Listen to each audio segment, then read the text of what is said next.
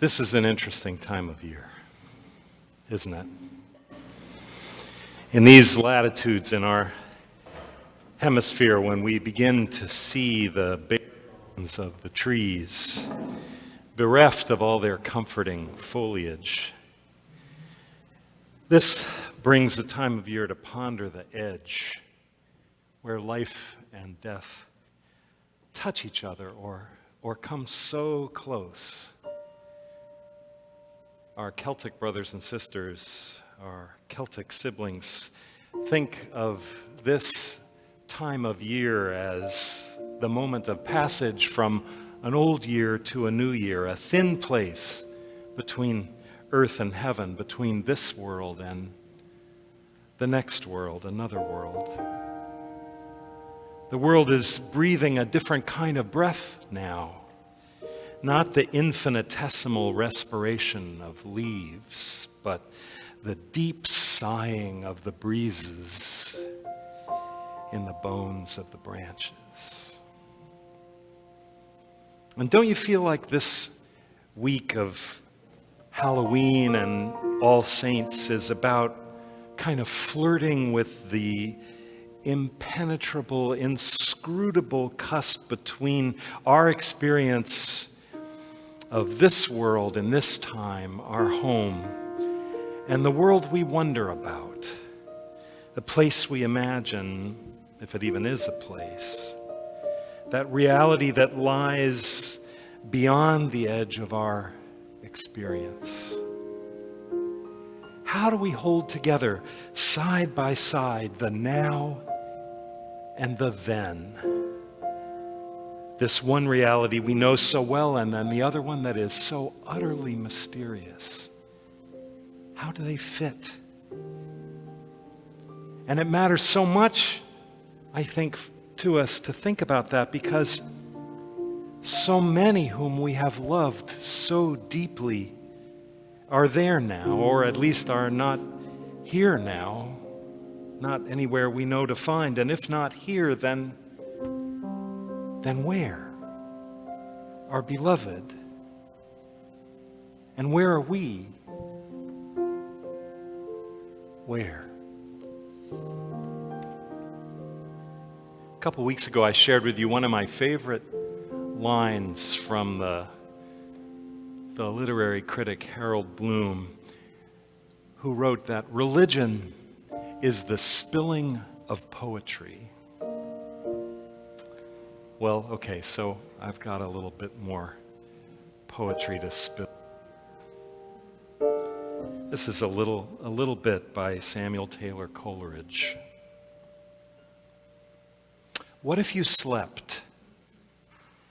And what if in your sleep you dreamed? And what if in your dream you went to heaven and there plucked a strange and beautiful flower? And what if when you awoke you had that flower in your hand?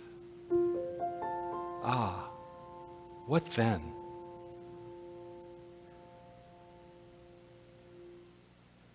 Living for a bit of time in the thin place, on the edge of the place where the realms seem very close, the realm we know and the realm we don't know, the now where we live and the then where those we have loved belong.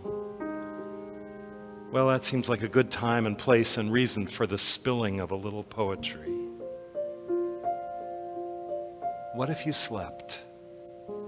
And what if in your sleep you dreamed? And what if in your dream you went to heaven and there plucked a strange and beautiful flower? And what if when you awoke you had that flower in your hand? Ah, what then? What happens to love? Where does it go when it crosses that threshold? How does it change? How doesn't it change? Okay, I'll put it out there. I know next to nothing about any realm outside of this now of ours, by which I admit I am very preoccupied, hour by hour, day by day. Really just one thing I know about that then, that other. I know that love is conserved.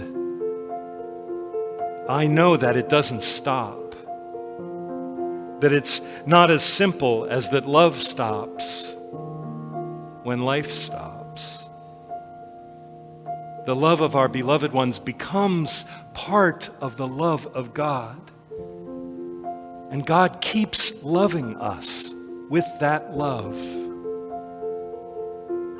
I don't just believe that. I know that. Don't you know it too? Don't you know that? Think about them for a minute, those beloved ones. Think about them tonight in a still time. I wonder if you'll feel them still loving you as the wind stirs the branches in the thin place of this season.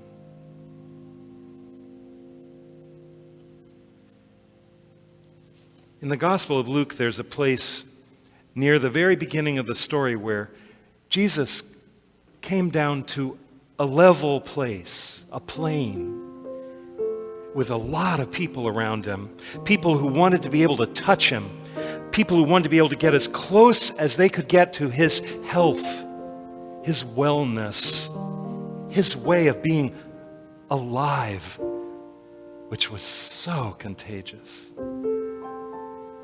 So Jesus came down to a level place where they could all reach him, a place where he could look them in the eye.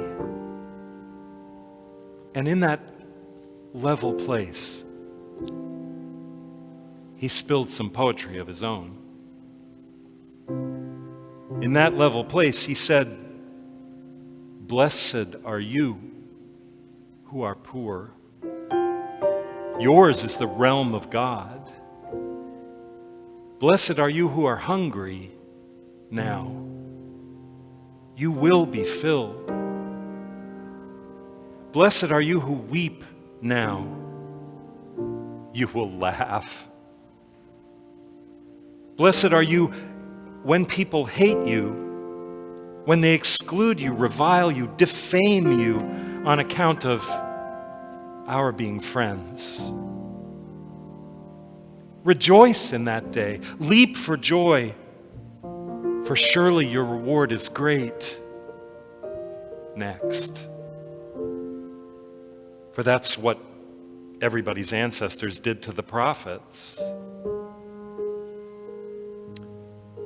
But woe to you who are rich. You have received consolation. Woe to you who are full now. You will be hungry. Woe to you who are laughing now. You will mourn and weep. Woe to you when all speak well of you, for that's what their ancestors did to the false prophets.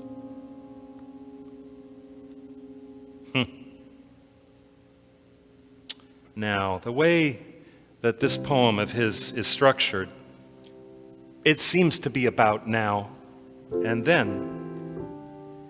And for lots of people, those words of that poem land like lightning, like a proclamation, a promise, a prediction. This is how it is and will be, now and then. But maybe the wind sighing among the bare bones of the trees reminds us that there is in this life, isn't there, blessing and woe side by side. That the now and the then of blessing and woe are all woven together in this life. Things change. Time humbles. Life happens.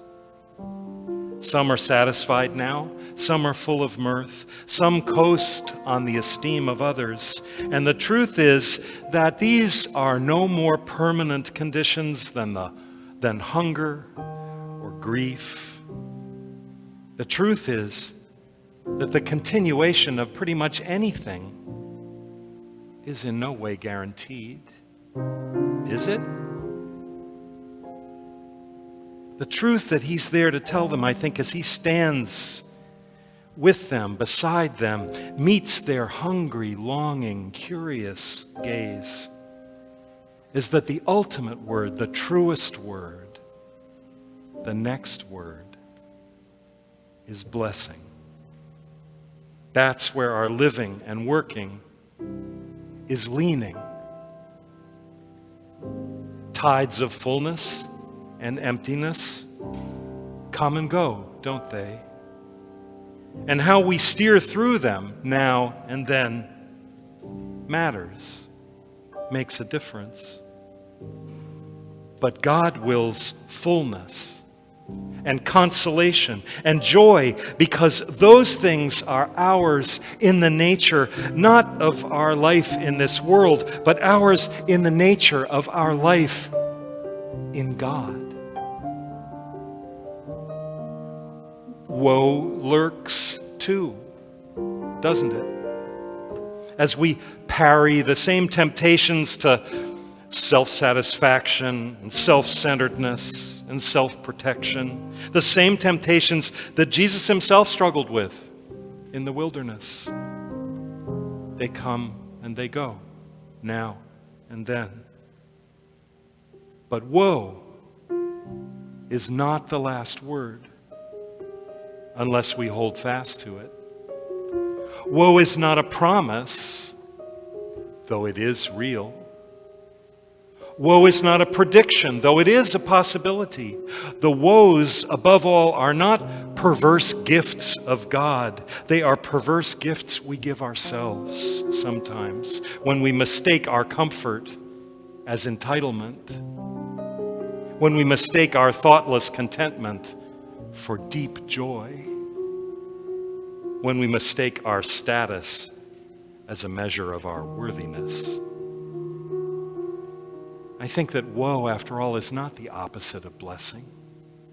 Because blessing is not a destination, one alternative ending. Blessing is like gravity. It's a truth toward which life, when we live it attentively, toward which life is pulled toward blessing, leaning toward blessing. Blessing is a way of living as fully vested citizens in the realm of God.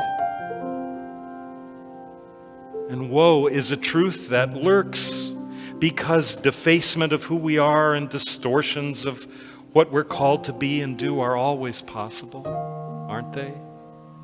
Always coming and going. On this side, in the now, we are people who choose and unchoose over and over and over again. God help us. So, our most fervent prayer in this season, especially of the wind and the bare bones of the trees, our most fervent prayer in this season for the ones we have loved, whose love for us is alive in a time called then and a time called now. Our most fervent prayer for them is that they might have rest from the woes that we know, from the weight of the contradiction that we carry. And I think their most fervent prayer for us, too, is that we live leaning toward blessing, toward the gravity of blessing, knowing that it is the truest thing about us, now and then. I think maybe Jesus recognized that about us too, when he chose to come and stand with us on a level place and looked us in the eye and told us what he saw. Yes, there are woes. Don't be surprised by them. But, well, what if you slept? And what if in your sleep you dreamed? And what if in your dream you went to heaven and there plucked a strange and beautiful flower? And what if when you awoke you had that flower in your hand? Ah, what then? Ah, what now? What now? What now? Blessed are you.